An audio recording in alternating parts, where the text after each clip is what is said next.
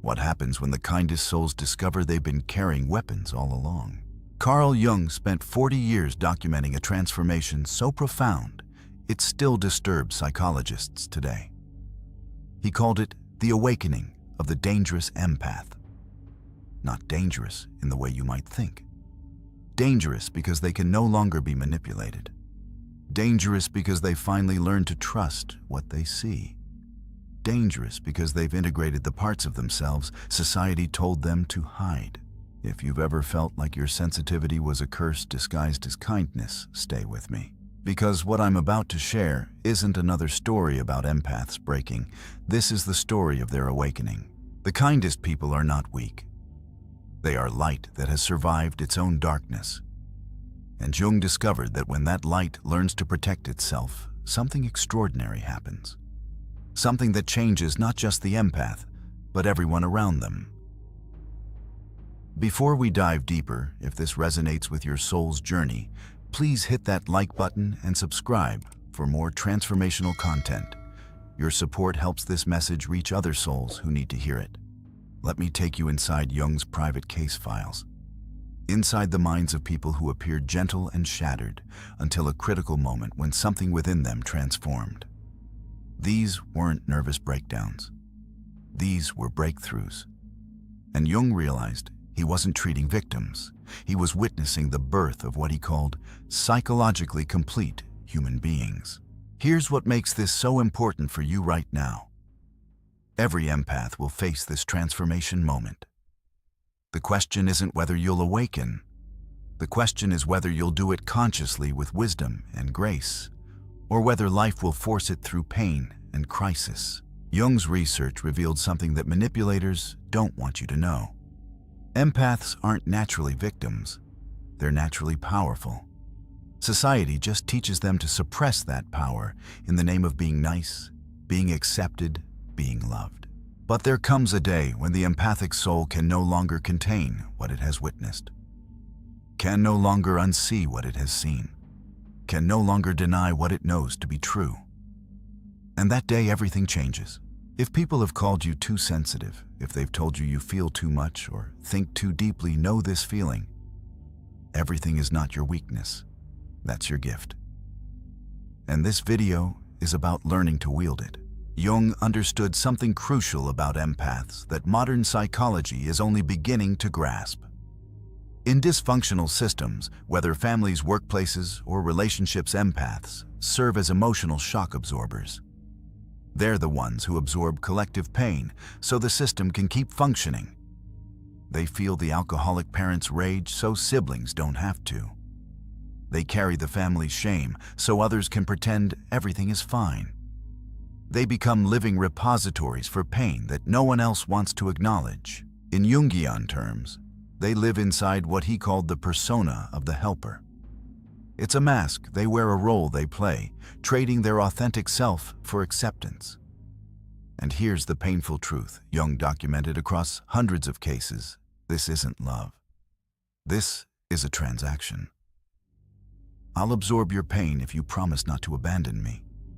I'll silence my truth if you promise to keep me safe. The inner conflict becomes unbearable. I feel too much. But if I stop feeling, will anyone love me? If I stop helping, will I have any value? If I speak what I see, will I be cast out? This is the phase Jung called unconscious compassion, love without discernment, giving until there's nothing left, empathy that dissolves the self rather than expressing it. But Jung noticed something remarkable in his practice.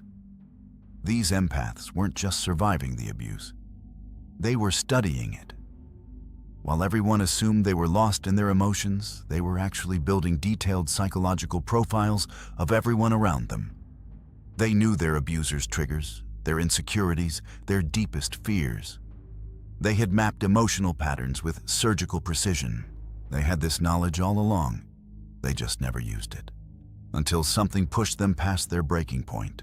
Think about that for a moment. While the world saw fragile victims, Jung saw what he called psychological geniuses in hiding. People whose emotional intelligence was so advanced they could read human behavior, the way master chess players read the board 12 moves ahead.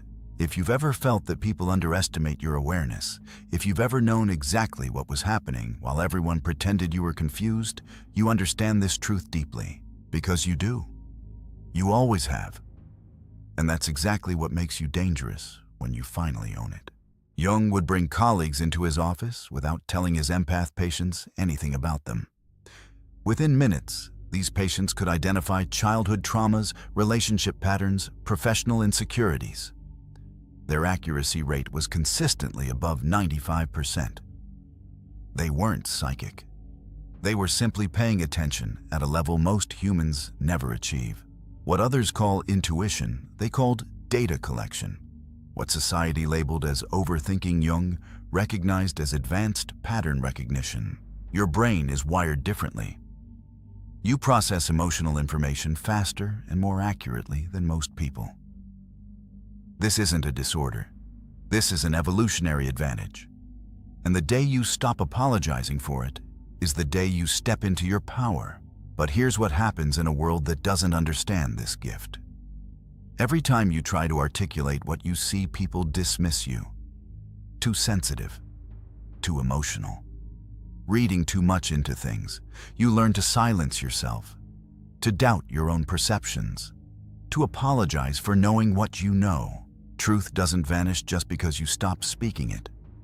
It accumulates. It builds pressure. It waits for the moment when it can no longer be contained. Jung observed something crucial.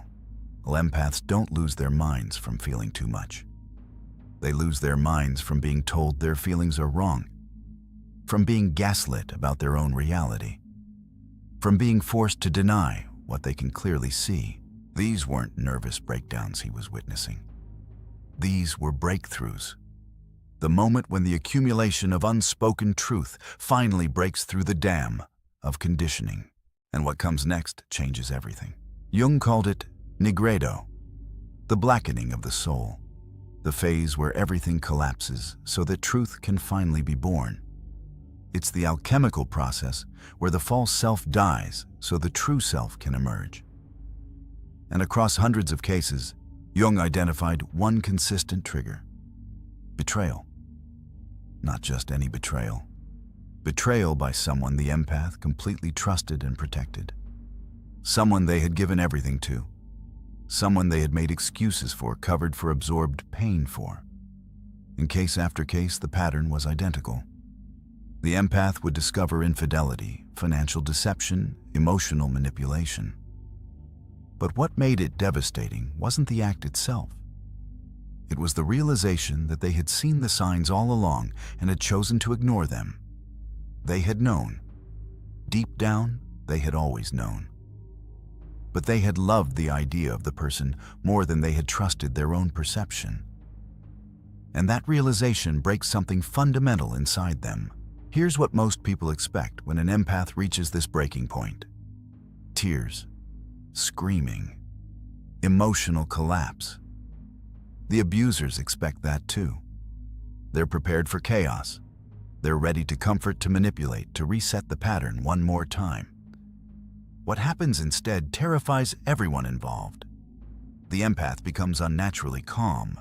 Jung documented this across multiple cases as what he called the integration moment. The moment when someone's analytical capabilities finally merge with their emotional intelligence. When the truth they've been suppressing aligns with the evidence they've been collecting. There are no tears, no rage, just a silence so complete it feels like the air has changed. This is enantiodromia, Jung's term for the reversal of suppressed psychological energy. When you push something down long enough, it doesn't disappear.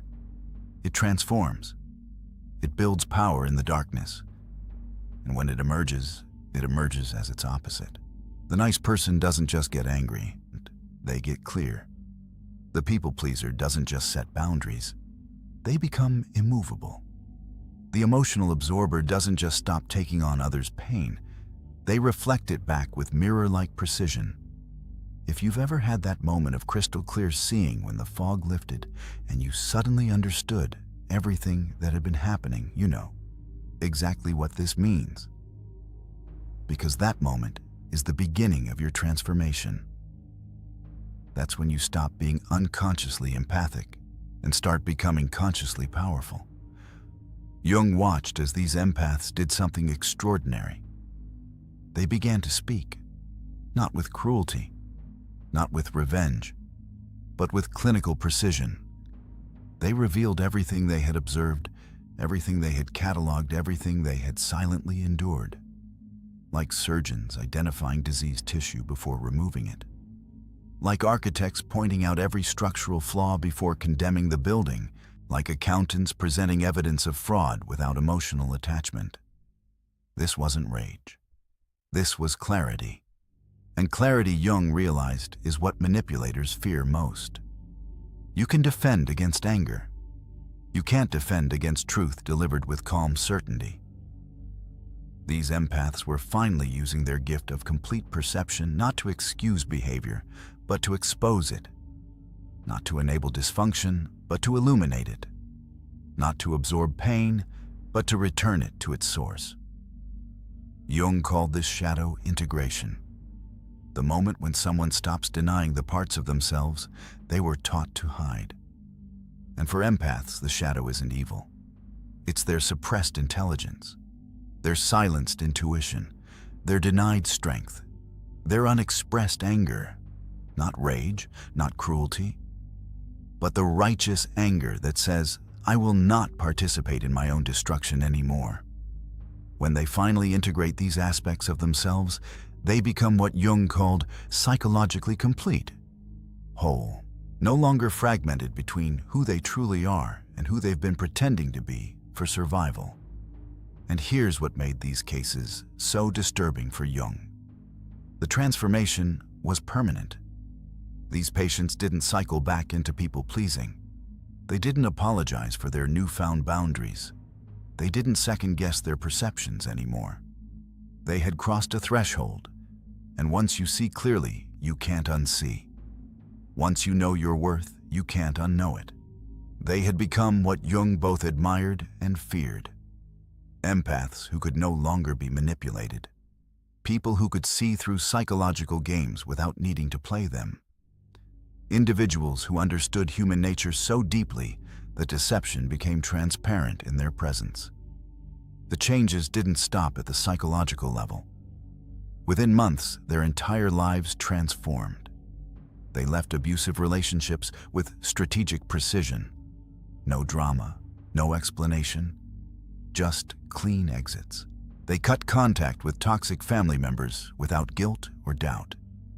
They rebuilt their lives on their own terms, with their own values, for their own well-being.